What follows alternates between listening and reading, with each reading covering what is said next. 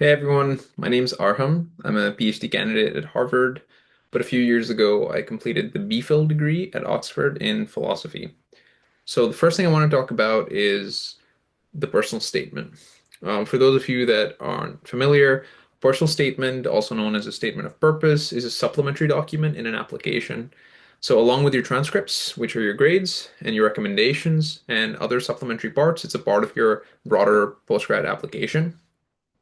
Now, I had a professor who once told me that a personal statement is probably the worst name for the document that it could have, and that's because it's not very personal and it's not exactly a statement. It's, in a sense, a deeply impersonal roadmap of exactly what you want to work on, why you want to work on it, and why the institution you've chosen is a good fit for it. Especially in this last bit, personal statements are really interesting.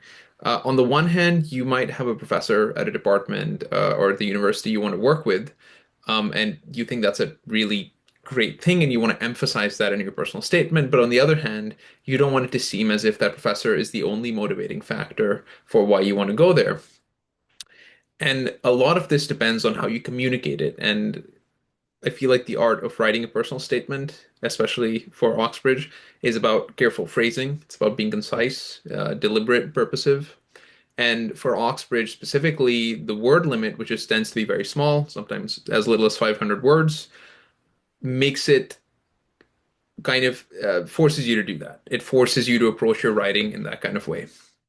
Now, as for what you say in the personal statement itself and how important it is in the whole application process, this is really specific to departments and departmental norms. So I studied philosophy, for example, and in the application for philosophy, the general consensus, both in the UK and the US and grad schools more generally, is that your writing sample, which is another part of the application, is the most important part.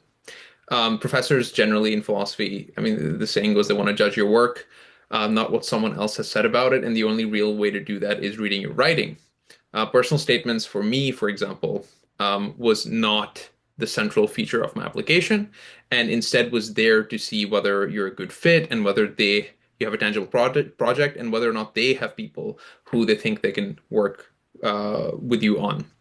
And it's also widely agreed that you aren't tied to the project that you mentioned in your personal statement. In general, you're expected to reshape it as you go along, and that's an expectation, in fact, that as you are going to come in, do more research, what you said in your personal statement isn't exactly what your final project ends up being.